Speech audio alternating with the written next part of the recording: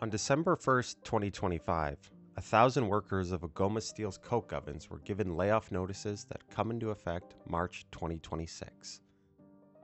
These layoffs were caused by a combination of steel tariffs, market conditions, but most importantly, the long talked about conversion to an electric arc furnace.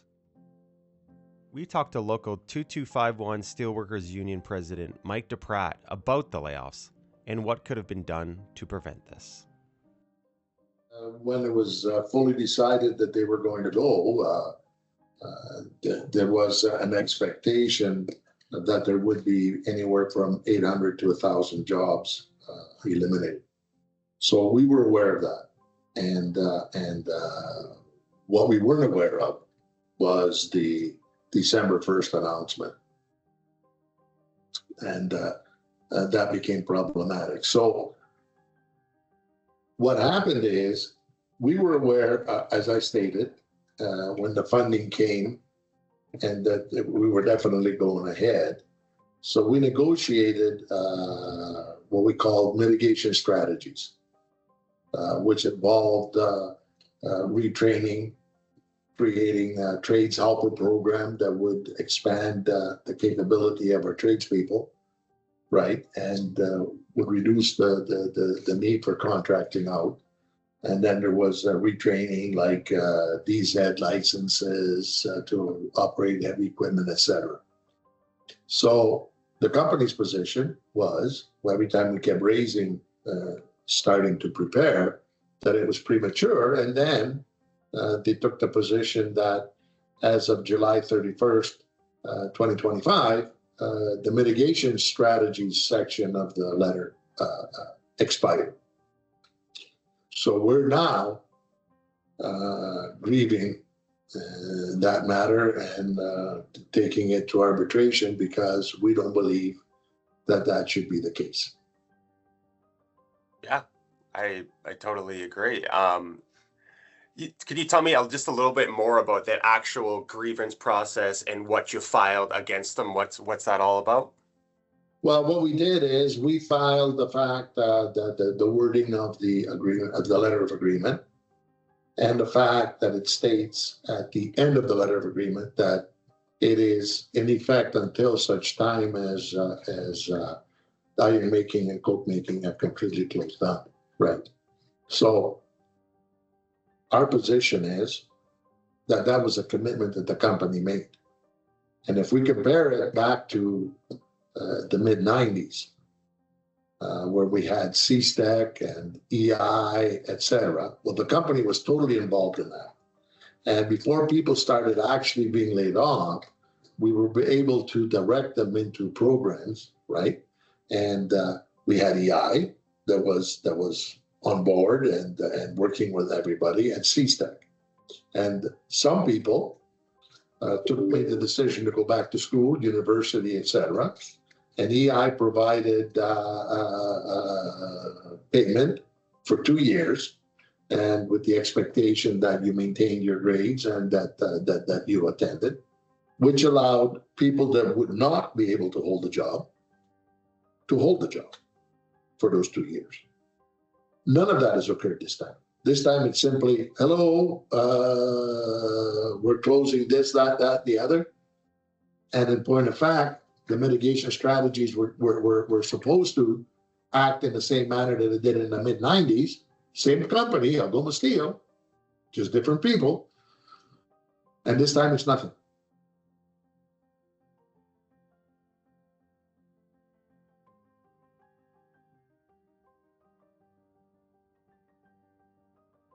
Here's what the issue is, right? Minister Jolie came in and we had a very productive meeting with her, right? And she informed us that there was going to be conditions applied to any further funding that would result in the company being able to pivot to other product lines. So we told her our concerns, our issues, and she was very receptive. And then she went and met with the company. What occurred at the company, we have no idea. Okay, so I can't really comment on what came out of it, other than the fact that the unions relied on her commitment, right? That there would be updates required by the company, and that the company had to work with retraining and et cetera, right? With respect to what can happen in the future, I have no idea. I don't know what the commitments were and what if guarantees, if any, were made. We're waiting to see what her press release says.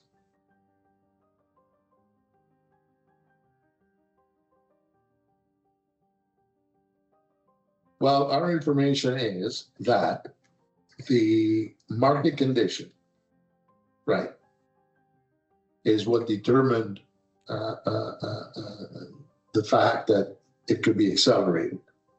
So to the extent that the market condition is affected by the tariffs, I would assume that that definitely had an impact. What folks need to understand is we raised a concern back in 21. Folks, it's 10,000 jobs in this community, and yet everybody was all excited about the fact that we were going to EAF technology.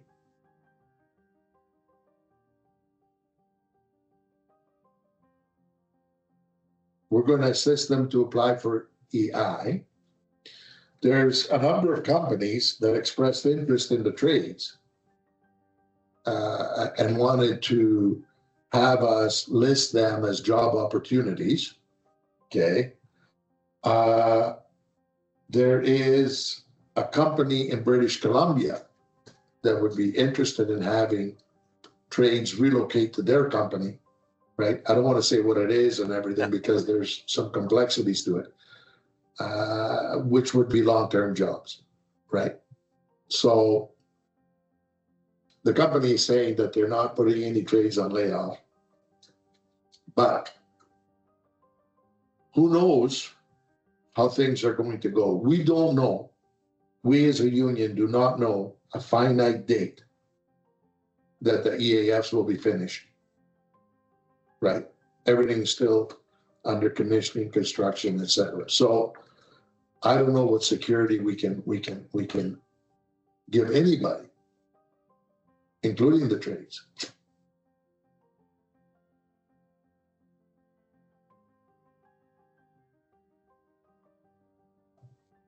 For example, let's take the coke ovens. They're refractory dependent, which is repairs of refractory. That would go to the materials and so on. The blast furnace has a huge refractory component of maintenance, etc. Right? There's a number of consumables that are produced by different folks. Right? There's iron ore pellets. I mean, I know that they're off country, but there's iron ore pellets, there's coal, there's again, I said refractory, there's cast iron fittings. None of them made locally, right? But then you've got bricklayers and maintenance and construction and so on and so forth. So I would say 1,500 would be a conservative number of people that are affected. If we now go into the service groups, you know, restaurants, hotels, etc., and then vehicle sales, recreational vehicle sales like boats, skidoos, etc. That's going to have an impact, right? And then housing. So maybe real estate will be impacted.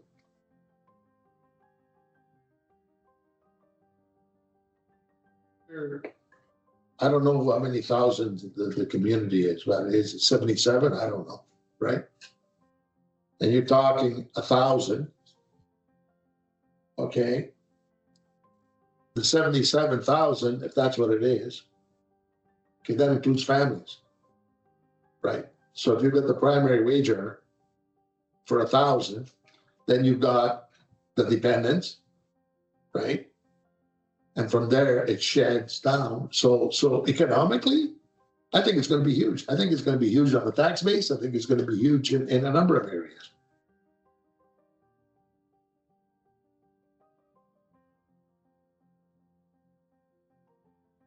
The complaints that I've made on a number of interviews is that the unions were not consulted at any time. Not then, not now. And what could have happened is we could have had the leverage of conditions on the financing that said the company is responsible for mitigating efforts, right?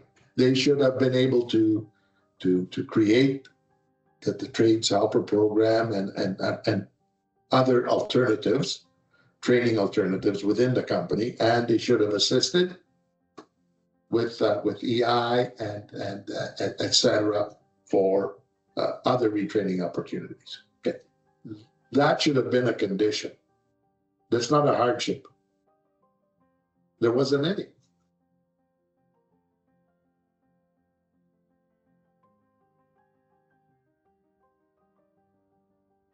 You know, I'll address this analogy in a minute, but what I said to somebody, I forget who it was, I said, you know what? Ford at least is honest, right? He isn't pretending that he's at least honest. And I understand, and I'm not here to blow to pump up Ford or anything, but my information is that the province has come in on the CSTEC thing, being helpful. So whatever. But again, his financing didn't have any conditions either, right? So with the Titanic, I said, that's nice. Nice analogy. However, if the ship that was to assist them came on the scene and there was 1,500 people in the water without life jackets and people left on the boat, would it have been appropriate for them to say, we're here to save the people on the boat and not throw life jackets to the people in the water?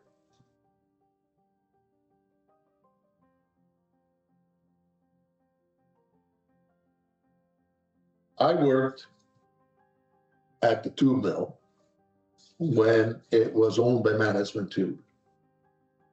And what they did is they developed a new product every year. And then they had the patent on the type of pipe, heat-treated pipe that they had. And the low-end pipe that they didn't, that the patent expired on that, they carried it for the good of their customers, right? But they weren't competing in it because they were already competing at the higher end. Okay. When Algoma took over, and we're talking back in the 70s, right? That development stopped. Tonnage was chased. And pipes are not sold by the ton. You can go to Tenaris and find that out. It's sold by the piece.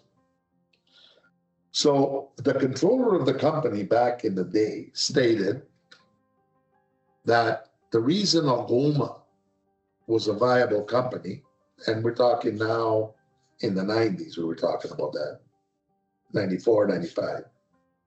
He said because tubes and structural are on the high curve when plate and strip are on the low curve.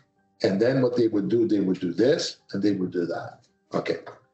Problem was that the return was not as attractive as chasing the high priced item exclusively. So what happened is Algoma went from a diversified company to plate and strip, period. And that's where we're at today.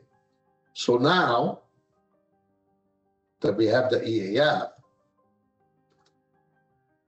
there's discussion about pivoting to diversify.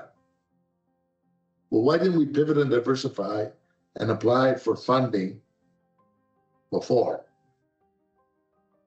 That's what the management of the company should have done. When they decided they were going to the EAF, this is not that they did a study and discovered the 1,000 people were going to be gone, right? They knew that right from the onset, because they told us that. That's why we weren't, like, extremely taken aback at the number. We knew what the number was going to be. That's why we negotiated mitigating strategies that they're not adhering to now, right? And now they're saying, well, now we can go and look for diversification. When the EAF was first contemplated, they should have involved the government and said, there's going to be a large reduction of people. We need assistance to diversify.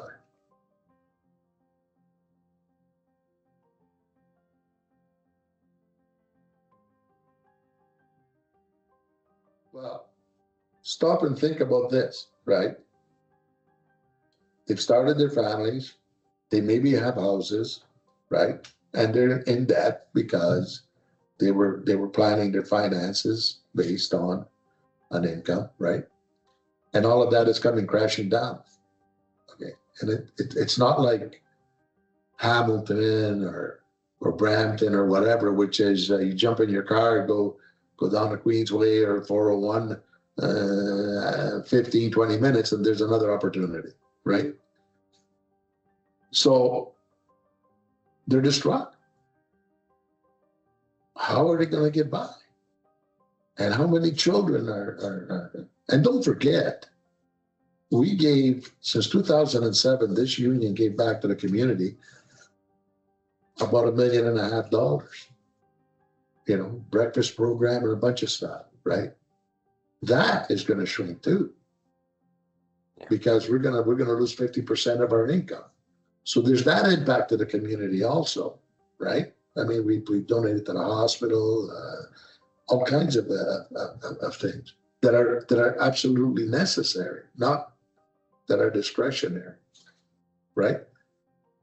So my upset is that when Algoma was run by management that came from the upper management that came from the community, they cared about the community. And I remember one individual, when the decision was to close Wawa, and he had to announce it, he actually broke down in tears. Okay, not today.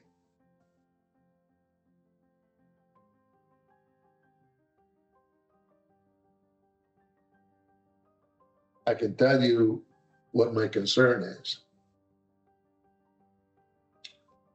If we remain like a mini mill, there's a possibility that if the market is bad, it shuts down, and then the market gets good, it starts up again. So we need diversification, which will make us independent from exclusively relying on strip and plate.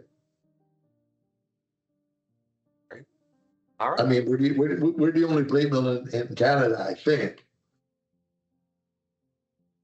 But strip, there's all kinds of competition out there.